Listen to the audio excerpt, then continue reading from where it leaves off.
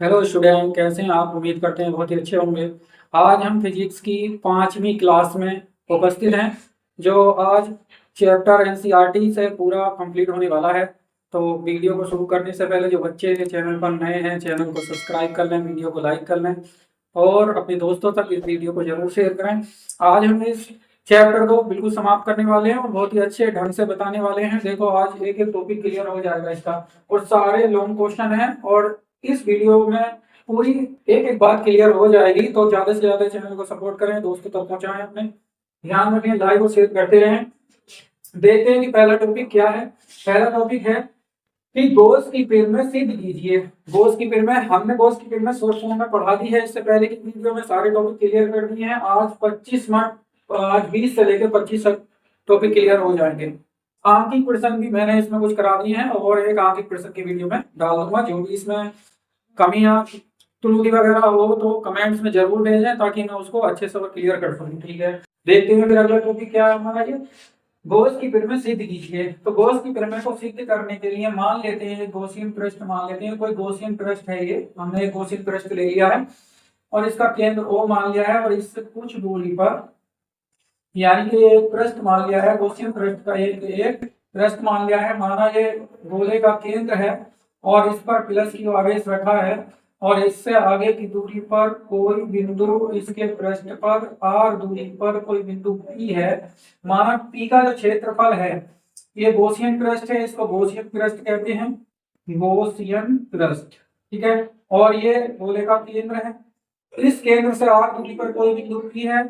P बिंदु की सहायता से हमें गॉस की पिरामिड को सिद्ध करना है वैद्युत क्षेत्र, वैद्युत क्षेत्र से, वैद्युत क्षेत्र की सहायता से भी P बिंदु पर भी हमें वैद्युत क्षेत्र की सहायता से क्या है, गॉस की पिरामिड को सिद्ध करना है। तो हम क्या करते हैं, मान लेते हैं इसका अल्पांश क्षेत्रफल, वैसे तो क्षेत्रफल इसका कैपिटल A है, लेकिन अल्पांश एरिया यानी कि DA क्यों माना जाता है, क्योंकि D को डिफरेंशियल एरिया यानी कि इसका छोटा सा भाग माना गया, भाग अल्पांश भाग, तो इसका A है, जिससे निकलने वाले वैद्युत क्षेत्र क्या है, E वेक्टर है। और इसका जो पृष्ठ का स्थिति सदिश है, जो दिशा को बताता है पृष्ठ की, वो DA वेक्टर है। ठीक है, तो अब इसकी थ्योरी हमें कैसे लिखनी है, सिंपल तरीके से इसकी हम थ्योरी लिख सकते हैं कि माना चित्र में गॉसियन पृष्ठ को दर्शाया गया है, जिसका केंद्र O है, और O केंद्र पर प्लस क्यू आवेश रखा है। प्लस क्यू आवेश से निकलने वाली वैद्युत बल रेखाएं वैद्युत क्षेत्र को बनाती हैं। माना कि गोले के पृष्ठ पर कोई बिंदु O से r दूरी पर कोई बिंदु P है, जिसका अल्पांश क्षेत्रफल dA है और वैद्युत क्षेत्र E वेक्टर है, और जिसका पृष्ठ का स्थिति सदिश क्या है, DA वेक्टर है। तब हम चलते हैं कि अल्पांश क्षेत्रफल से निकलने वाला वैद्युत फ्लक्स, तब अल्पांश क्षेत्रफल से निकलने वाला वैद्युत फ्लक्स, तो अल्पांश क्षेत्रफल से निकलने वाला वैद्युत फ्लक्स क्या होगा, निकलने वाला वैद्युत फ्लक्स, यानी कि वैद्युत फ्लक्स की परिभाषा हम पढ़ा चुके हैं। तो यहाँ पर वैद्युत फ्लक्स अल्पांश भाग से निकल रहा है, तो फ्लक्स भी अल्पांश ही होगा। तो इसलिए हमने डी फाई ले लिया है, और ये होगा कि वैद्युत क्षेत्र कितने भाग से निकल रहा है, वैद्युत क्षेत्र गुणा और तो कितने क्षेत्रफल से या कितने एरिया से निकल रहा है। और हमने बता दिया है कि इनके बीच में जब डी डॉट होता है तो इसको हम हटाते हैं पॉइंट को, तो वेक्टर हटाने के बाद cos थीटा आता है। अब ये क्या है, अब यहाँ पर एक कंडीशन है कि वैद्युत क्षेत्र की दिशा और DA वेक्टर की दिशा सेम है। यहाँ पर यह लिख देंगे कि यदि DA वेक्टर व E वेक्टर कैसे हैं, समांतर हैं, तो समांतर है तब दो लाइनों के समांतर के बीच में कोण का मान क्या हो जाता है, एंगल जो होता है 0 होगा। अब 0 होगा तो यहाँ पर हम क्या रख देंगे, 0 रख देंगे, तो क्या दिखाई देगा कि DA cos 0 दिखाई देगा। और cos 0 की जो वैल्यू होती है और इसका मान जो होता है वैल्यू 1 होता है, इसलिए यहाँ पर हम क्या रख देंगे, cos 0 की जगह 1 रख देंगे, और 1 की गुणा किसी से भी की जाती है मल्टीप्लाई, तो वही आ जाता है। तो इसलिए हमारा ये प्रोपोर्शन आ चुका है, जो समीकरण 1 मान लिया है।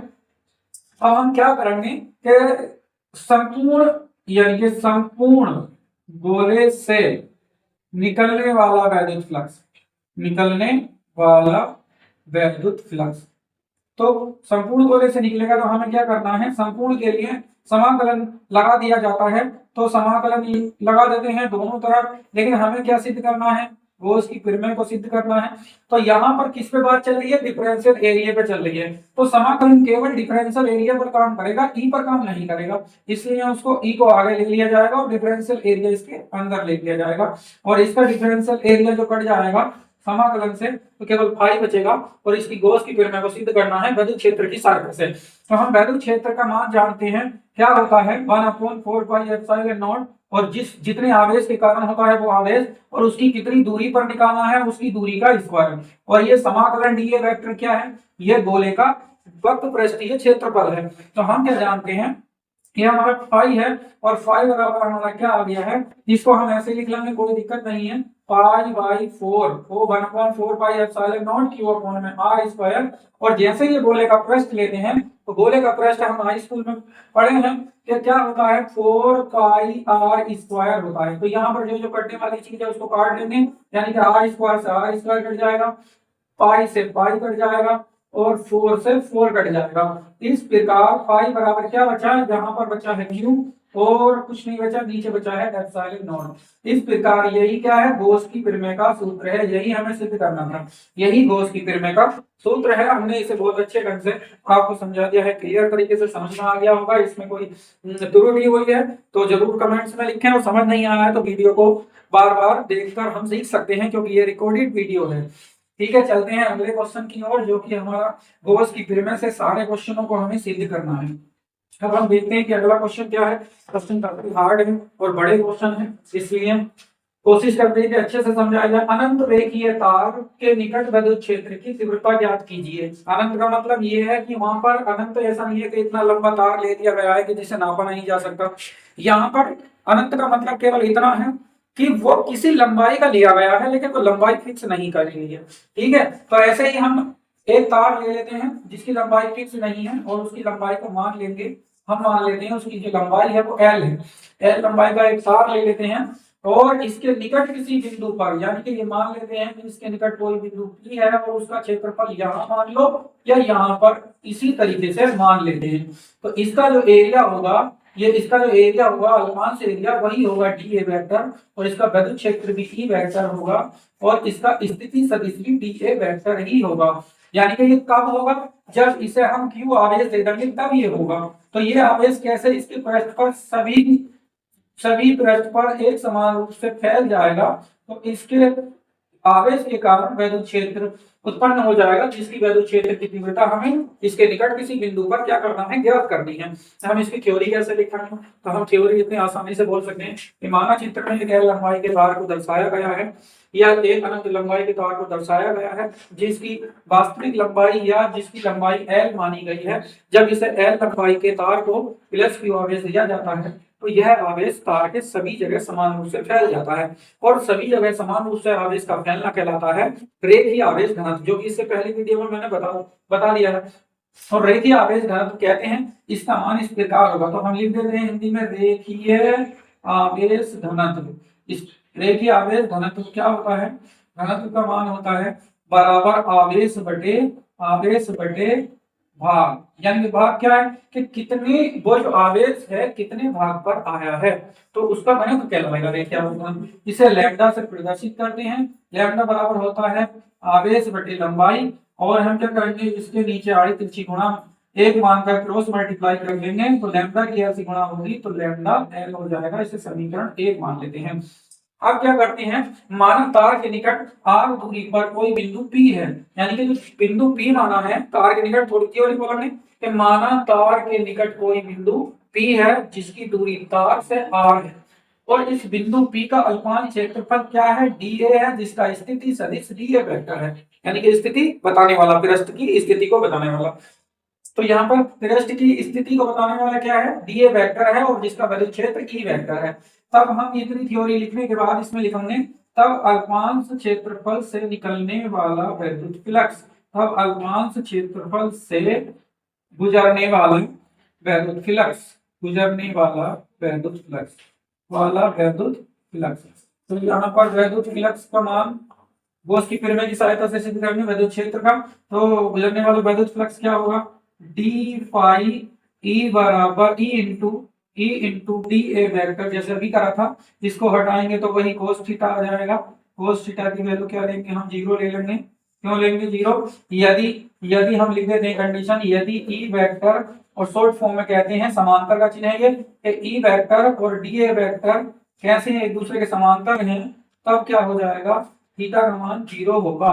ये हमने शॉर्ट फॉर्म में लिख दिया है। तो यहाँ पर क्या कर देंगे, तो ई इंटू डी ए कोस 0 कर देंगे, और कोस 0 की वैल्यू 1 होती है, इसलिए इसको जगह 1 रख देंगे और ये खत्म हो जाएगा, ये बचेगा।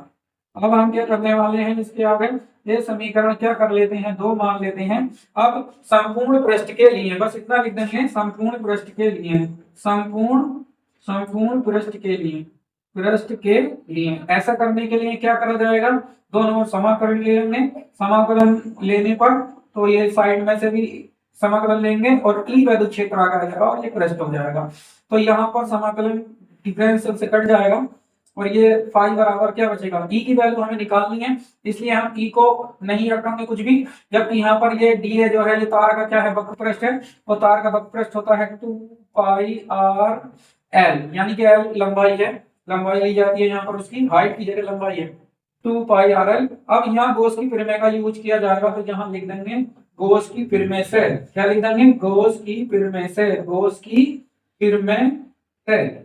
गोस की प्रमेय भी अभी सिद्ध की थी, पाई बराबर क्यू अपॉन एप्सिलॉन नॉट। तो यहाँ पर पाई की जगह हम क्या लिख देंगे, क्यू बटे एप्सिलॉन नॉट लिख देंगे, और बाकी इधर का पोर्शन ऐसे रहने देंगे, ई इंटू 2 पाई आर एल, यानी कि 2 पाई आर एल हो जाएगा। अब क्या करना है, क्यू की वैल्यू समीकरण 1 से रख देंगे लैम्डा एल, यानी कि लैम्डा एल यहाँ पर रख दी जाएगी क्यू एल की जगह एप्सिलॉन नॉट और ई इंटू 2 पाई आर एल, यानी कि एल से हमने एल को काट दिया है और जो बची हुई पोर्शन है वो बटे में चली जाएगी, तो ये हो जाएगा लैम्डा अपॉन में 2 पाई, ये आर के साथ एप्सिलॉन नॉट ये वाला, और आर ये इसके नीचे आ जाएगी और ये इसके साथ आ जाएगा, और यहाँ पर ई बचेगा। तो हमारा ये फॉर्मूला हो जाता है। अगर हम इसे और अच्छे से लिखना चाहें, यानी कि वो इसे सुधारना चाहें, तो 2 से गुणा, 2 से नीचे कर देंगे तो 2 लैम्डा हो जाएगा और नीचे 4 हो जाएगा। तो कैसे हो जाएगा, 4 पाई हो जाएगा, 4 pi epsilon not, 4 pi epsilon not, और यहाँ हो जाएगा 2 एकम 2 लैम्डा, और यहाँ पर क्या आ जाएगा हमारा, आर आ जाएगा। ये हमारा क्या है, विद्युत क्षेत्र का सूत्र है, अनंत रेखीय तार के निकट विद्युत क्षेत्र की तीव्रता का सूत्र है। यही हमें सिद्ध करना था, क्योंकि हमने बहुत अच्छे ढंग से इसको समझा दिया है। अब हम चलते हैं इस अगले क्वेश्चन की ओर, जो कि सारे के सारे लॉन्ग क्वेश्चन है। वीडियो को लाइक शेयर जरूर करते चलें, अपने दोस्तों तक ताकि वीडियो दूर दूर तक पहुंच जाए, सभी को अच्छे से समझ में आ सके। हम चलते हैं अगले क्वेश्चन की ओर, जो कि तीसरा प्रूफ है, किसी अचालक प्लेट के निकट विद्युत क्षेत्र की तीव्रता ज्ञात करनी है।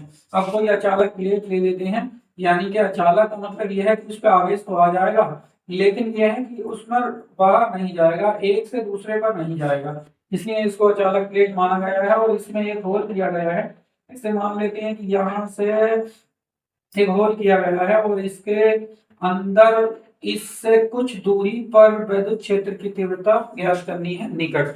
जैसे ही इसको कुछ आवेश देते हैं, यानी कि सपोज करो कि ये जो है यहाँ से समान दूरी पर है और ये भी इधर का पृष्ठ भी समान दूरी पर है, तो मान लेते हैं कि इसके 2 पृष्ठ हैं और दोनों से जब इसको प्लस क्यू आवेश देते हैं और ये आवेश प्लेट के सभी जगह समान रूप से फैल जाता है, तो इसे पृष्ठीय आवेश घनत्व कहते हैं। यानी कि जब किसी प्लेट को, अचालक प्लेट को क्यू आवेश दिया जाता है, तो वो आवेश उस प्लेट के सभी जगह समान रूप से फैल जाता है, तो इसे हम पृष्ठीय आवेश घनत्व कहते हैं। पृष्ठीय आवेश घनत्व का मान इस प्रकार होगा। अब मान लेते हैं कि आर दूरी पर इसका क्षेत्रफल कोई डी ए मान लेते हैं, इससे निकलने वाला विद्युत क्षेत्र ई वेक्टर मान लेते हैं, और इसका स्थिति सदिश डी ए वेक्टर बिल्कुल सेम टू सेम, इसी दिशा में ये चीजें बिल्कुल सेम होंगी दूसरे पृष्ठ के लिए भी। तो यहाँ पर 2 पृष्ठों से निकलने वाला विद्युत क्षेत्र होगा। तो हमने क्या है कि पृष्ठीय आवेश घनत्व का मान क्या होता है, हमने पहले ही बताया है, तो इसे छोटे सिग्मा से प्रदर्शित करते हैं। पृष्ठीय आवेश घनत्व बराबर यहाँ पर लिख देते हैं, पृष्ठीय आवेश घनत्व, पृष्ठीय आवेश घनत्व क्या होता है, छोटा सिग्मा बराबर आवेश बटे किस पर, क्षेत्रफल पर।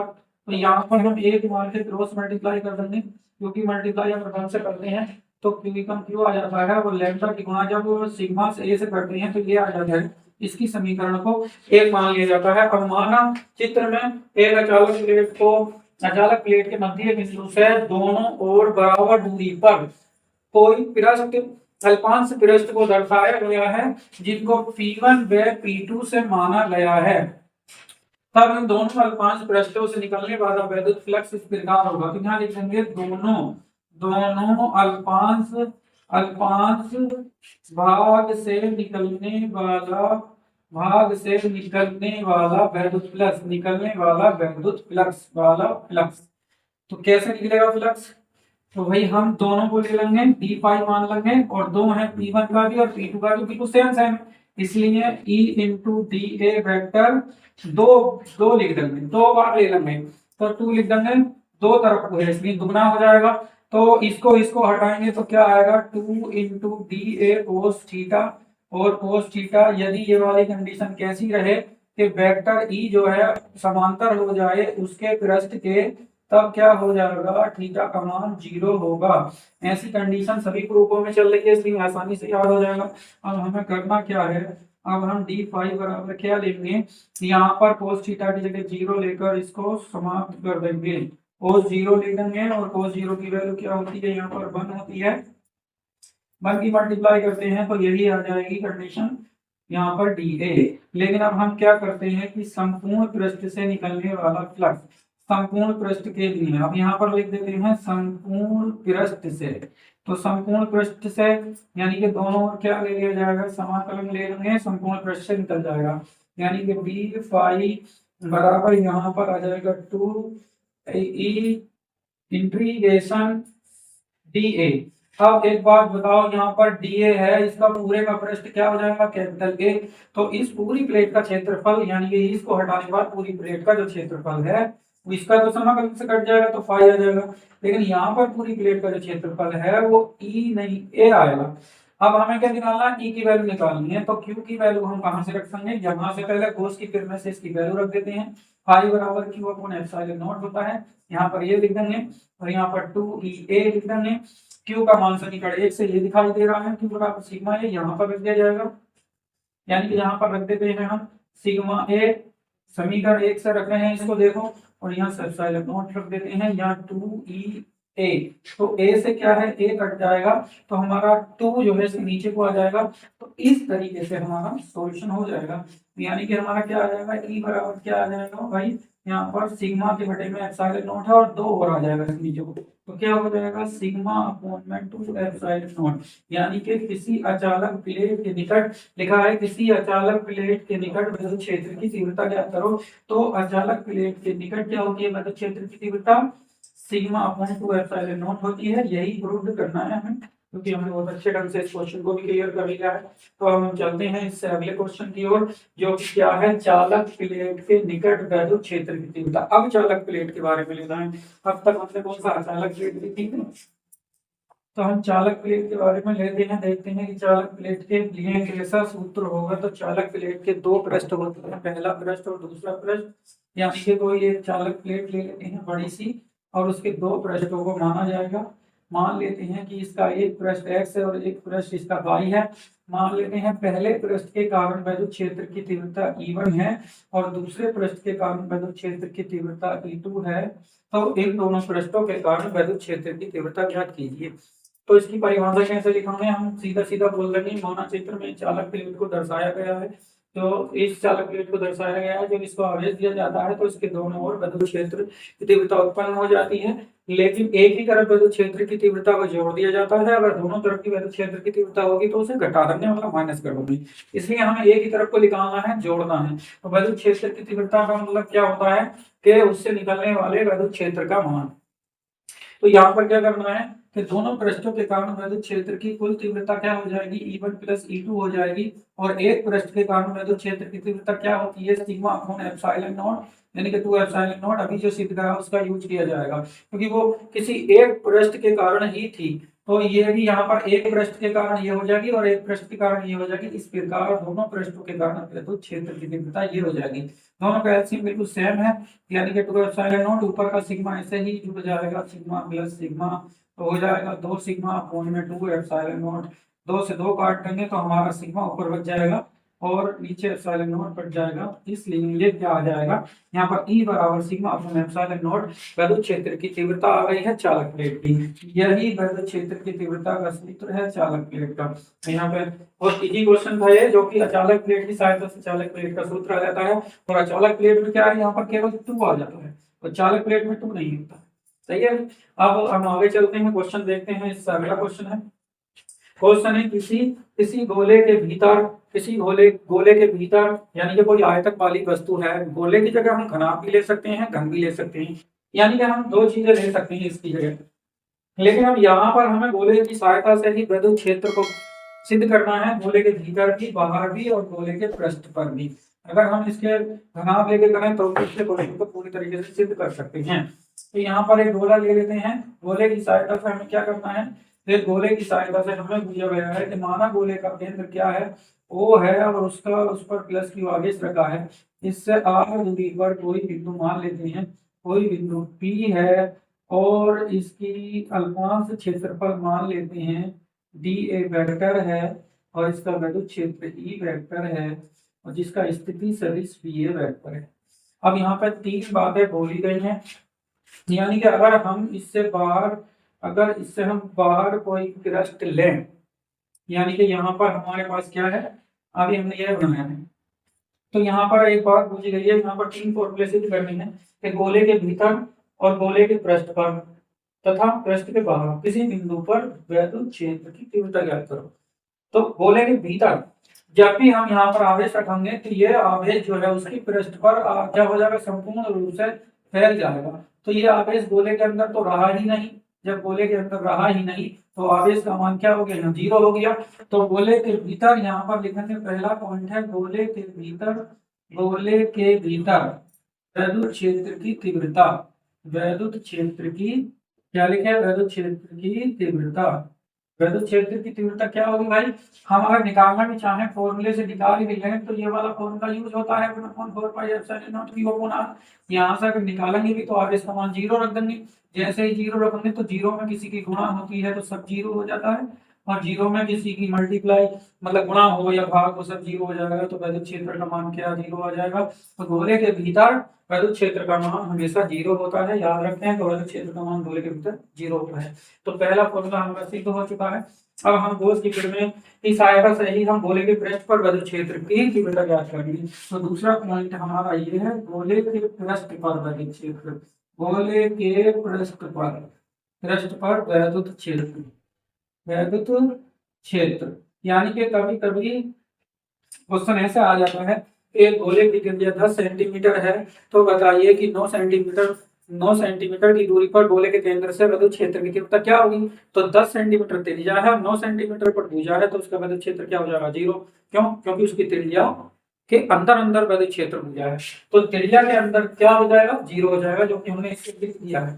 ठीक है। अब जितनी उसकी त्रिज्या है उतने पर विद्युत क्षेत्र का मान कैसे निकालना है, तो ये आप ऐसे कर देंगे, यानी कि ये क्या कर देंगे, जब क्या है यहाँ पर लिख देंगे, माना अल्पांश क्षेत्रफल से गुजरने वाला विद्युत फ्लक्स, अल्पांश क्षेत्रफल से गुजरने वाला विद्युत फ्लक्स क्या होगा, डी फाई हो जाएगा, डी फाई होता है और E into D A vector, वही E into D A vector. यहाँ पर cos थीटा हम हाथ ले सकते हैं, कोई दिक्कत नहीं है। और इसका संपूर्ण पृष्ठ यानी कि ये वाली कंडीशन हो जाए, यदि कैसी कंडीशन हो जाए, यहाँ पर कंडीशन ये हो जाए कि ये जो वेक्टर ई है और डी है दोनों वेक्टर समांतर हैं, तब क्या होना चाहिए, तब थीटा के बराबर क्या होना चाहिए, 0 हो जाना चाहिए। और 0 जैसे यहाँ पर रख देंगे हम, तो क्या हो जाएगा, यहाँ पर 0 रखने से हमारी ये कंडीशन बन जाएगी, यानी कि cos 0 हो जाएगा और cos 0 की वैल्यू क्या होती है, 1 हो जाती है। तो 1 की मल्टीप्लाई करेंगे तो यही रहेगा यहाँ पर। अब संपूर्ण पृष्ठ के लिए यहाँ पे लिख देते हैं, संपूर्ण पृष्ठ के लिए, संपूर्ण पृष्ठ से शॉर्ट फॉर्म में लिख रहे हैं, अभी तक सारे एक जैसे ही सिद्ध करेंगे, इसलिए शॉर्ट फॉर्म में चलें।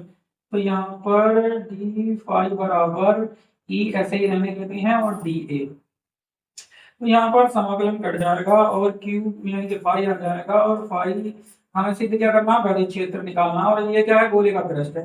गोले का पृष्ठ क्या हो जाता है, 4πr²। और यहाँ पर क्या करेंगे, Q/ε0। और भाई ये Q/ε0 और ये 4πr² जो है ये नीचे को आ जाएगा। बात खत्म, क्वेश्चन हमारा पूरा हो जाएगा। यानी कि जैसे ही ये नीचे आ जाएगा तो हमारा क्वेश्चन क्या हो जाएगा, E बराबर हो जाएगा, मतलब Q/में ये यहाँ पे लेकर आएंगे तो हो जाएगा 4πε0r²। इसको क्या लिख सकते हैं, तो जाओगे किस, क्या लिख सकते हैं यहाँ पर, 1/4πε0 लिख सकते हैं। और Q/r² लगा देंगे, ये रूट हो जाता है। हमने जो है इस गोले के भीतर और गोले के पृष्ठ पर वैद्युत क्षेत्र की तीव्रता ज्ञात कर ली है। अब इससे अगला इसी का तीसरा पॉइंट है कि वैद्युत क्षेत्र की तीव्रता कहाँ पर ज्ञात करनी है, पृष्ठ के बाहर। अब तक हमने पृष्ठ पर, इसके अंदर क्या होती है, वैद्युत क्षेत्र की तीव्रता 0 होती है। और गोले के पृष्ठ पर जो होती है, अभी सिद्ध करा हमने फॉर्मूला की, जो होती है वो होती है, गोले के पृष्ठ पर वैद्युत क्षेत्र की तीव्रता होती है 1/4πε0 Q/r²। अब हम तीसरे पॉइंट में ये सिद्ध करने वाले हैं कि गोले गोले के पृष्ठ से बाहर, यानी कि अब जो सिद्ध करना है गोले के पृष्ठ से बाहर सिद्ध करना है। गोले के पृष्ठ से बाहर वैद्युत क्षेत्र, तो ऐसा कैसे करना है, तो हम क्या करेंगे, हमने जो वैद्युत क्षेत्र दिया था गोले को, आवेश दिया था, तो वो आवेश उसके गोले के पृष्ठ पर फैल गया था। तो गोले के पृष्ठ पर तब हम क्या करते हैं, गोले के पृष्ठ पर आवेश घनत्व, यानी कि आवेश घनत्व क्या होगा, तो गोले के पृष्ठ पर आवेश घनत्व जो होगा वो छोटा सिग्मा बराबर हो जाएगा इसके बराबर, यानी कि आवेश का मतलब Q, और इसका मान क्या हो जाएगा, पृष्ठ पर 4πr²।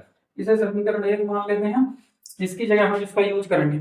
अब हम इससे अभी तक जो हमने डिस्टेंस मानी थी, अब इससे आगे की डिस्टेंस को मान लेते हैं। इससे आगे की डिस्टेंस मान लेते हैं कि r दूरी पर, बड़े r दूरी पर कोई वैद्युत क्षेत्र क्या है।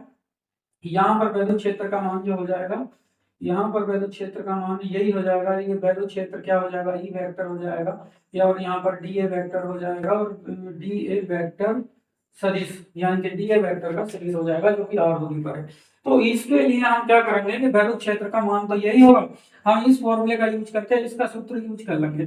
हम ऐसा करेंगे कि इसका वैद्युत क्षेत्र क्या होगा, r दूरी पर 1/4πε0 और Q/r होगा r²।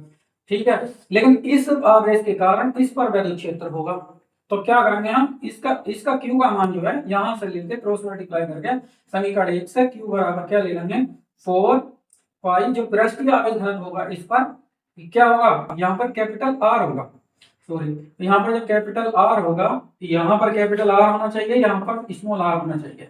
ठीक है, कैपिटल R पर हम वैद्युत क्षेत्र निकाल रहे हैं, और ये जो वैद्युत आवेश घनत्व जो होगा यहाँ पर हमारा इस छोटे r के कारण होगा, इसलिए यहाँ पर क्या आ जाएगा, Q बराबर आ जाएगा 4πr² गुना छोटा सिग्मा। इसका यूज करके यहाँ पर रख देंगे मान हम, और कुछ नहीं करना है इसमें, गोले के केंद्र पर इसका मान क्या आ जाएगा, 4πr² छोटा सिग्मा।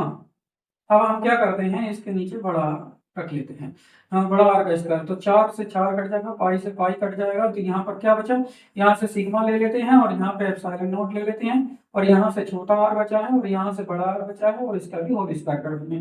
तो ये क्या है, हमारा गोले के बाहर वैद्युत क्षेत्र की तीव्रता का सूत्र है, जो कि हमने ये तीनों फॉर्मूले इसके सिद्ध कर दिए हैं। अब आखिरी टॉपिक इसका वीडियो का बचा है, चैप्टर का भी लास्ट टॉपिक ये है। इसके बाद कुछ आंतरिक प्रश्नों के बारे में एक वीडियो बनाएंगे, जो कि इससे रिलेटेड काफी इंपोर्टेंट क्वेश्चन होंगे, तो वीडियो को लाइक और शेयर जरूर करते हैं अपने दोस्तों तक।